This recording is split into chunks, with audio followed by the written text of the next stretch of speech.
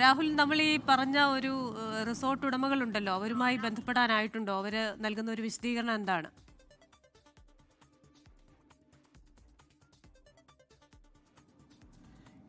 നിലവിൽ ഔദ്യോഗികമായിട്ട് ഒരു തരത്തിലുള്ള വിശദീകരണമോ അല്ലെങ്കിൽ എന്താണ് സംഭവിച്ചതെന്നോ ഇതിന്റെ ഉടമസ്ഥരോ അല്ലെങ്കിൽ ഇതുമായി ബന്ധപ്പെട്ട് നിൽക്കുന്ന ആളുകളോ പറഞ്ഞിട്ടില്ല. നമ്മളെ അവിടുത്തെ നാട്ടുകാരാണ് വിളിച്ചു പറഞ്ഞത് ഇത്തരം ഒരു സാഹചര്യം ഉണ്ട് എന്ന് പറഞ്ഞത്. ഇതുമായി ബന്ധപ്പെട്ട് ഇതിന്റെ ഉടമസ്ഥരെ വിളിക്കാൻ നമ്മൾ ശ്രമിച്ചു, ബന്ധപ്പെടാൻ ശ്രമിച്ചു. പക്ഷെ അവർക്ക് നിലവിൽ ഒരു തരത്തിലുള്ള പ്രതികരണവും ഇല്ല എന്നുള്ളതാണ് മനസ്സിലാക്കാൻ കഴിയുന്നത്. രക്ഷാപ്രവർത്തനം നടത്തുക, കുടുങ്ങിക്കിടക്കുന്ന ആളുകളെ താഴേക്ക് എത്തിക്കുക എന്നുള്ളതാണ് ഈ ഘട്ടത്തിൽ അവർ പ്രധാനമായിട്ടും ചെയ്യുന്നത്.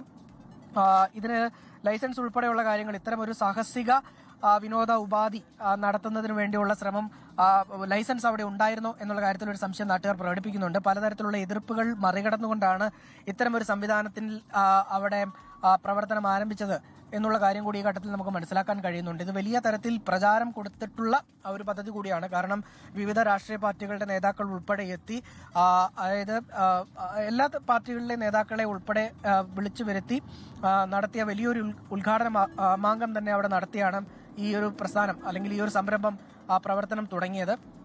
അതിന് പിന്നാലെ വലിയ തരത്തിൽ സോഷ്യൽ മീഡിയയിൽ ഇത് പ്രചരിക്കുകയും ചെയ്തിരുന്നു. വലിയ സ്വീകാര്യത കിട്ടിയ ഒന്ന് തന്നെയായിരുന്നു. പക്ഷേ അവിടെ ഒരു സുരക്ഷാ മുൻകരുതലിന്റെ ഭാഗമായിട്ട് വീഴ്ച സംഭവിച്ചിട്ടുണ്ട് എന്നുള്ളതാണ് മനസ്സിലാക്കാൻ കഴിയുന്നത്. സുരക്ഷാ മുൻകരുതലുകൾ അവിടെ ഉണ്ടായിരുന്നില്ല കൃത്യമായിട്ടെന്നുള്ളത് നമുക്ക് മനസ്സിലാക്കാൻ കഴിയുന്നുണ്ട്. ഈ റോപ്പിൽ ഉയർത്തുന്ന ആളുകളെ ആ റോപ്പിന്റെ സുരക്ഷിതത്വം അല്ലെങ്കിൽ ആ റോപ്പിന്റെ ബലവും കൊണ്ട് മാത്രം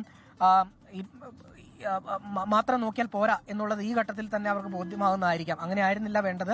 ഒരു ബദൽ സംവിധാനം, ഈ ഹൈഡ്രോളിക് സിസ്റ്റത്തിൽ എന്തെങ്കിലും തകരാറുകൾ സംഭവിച്ചു കഴിഞ്ഞാൽ രാഹുലെ, നമുക്ക് ഒരു ഇടവേള എടുക്കേണ്ടതായിട്ടുണ്ട്. ആ സമയത്ത് രാഹുൽ ഈ ഒരു റിസോർട്ട് ഉടമകളുമായി ഒന്ന് സംസാരിക്കാൻ ശ്രമിക്കുക. ഈ ഹൈഡ്ര ക്രെയിൻ ഒക്കെ ഇന്ത്യയിൽ ബാൻ ചെയ്തിട്ടുണ്ട്, അതിന്റെ അപകട സാധ്യതയൊക്കെ കണക്കിലെടുത്ത്. അപ്പോൾ അങ്ങനെയുള്ള ഒരു സാഹചര്യത്തിൽ ഇത്തരത്തിൽ ഒരു വിനോദസഞ്ചാരോപാധി, അതിൽ തന്നെ ഇത്രയും പ്രായം കുറവുള്ളവരെ കയറ്റി കൊണ്ടുപോകാമോ, ഇത്തരത്തിലുള്ള കാര്യങ്ങളൊക്കെ നമ്മൾ അന്വേഷിക്കേണ്ടതായിട്ടുണ്ട്. ലോകത്തെവിടെയായാലും ഏത് സമയത്തും 24 വാർത്തകളും ഓഗ്മെന്റഡ് റിയാലിറ്റി പാക്കേജുകളും എക്സ്പ്ലെയിനറുകളും വിശദമായി കാണാൻ ഞങ്ങളുടെ യൂട്യൂബ് ചാനൽ നിങ്ങൾക്ക് സബ്സ്ക്രൈബ് ചെയ്യാം.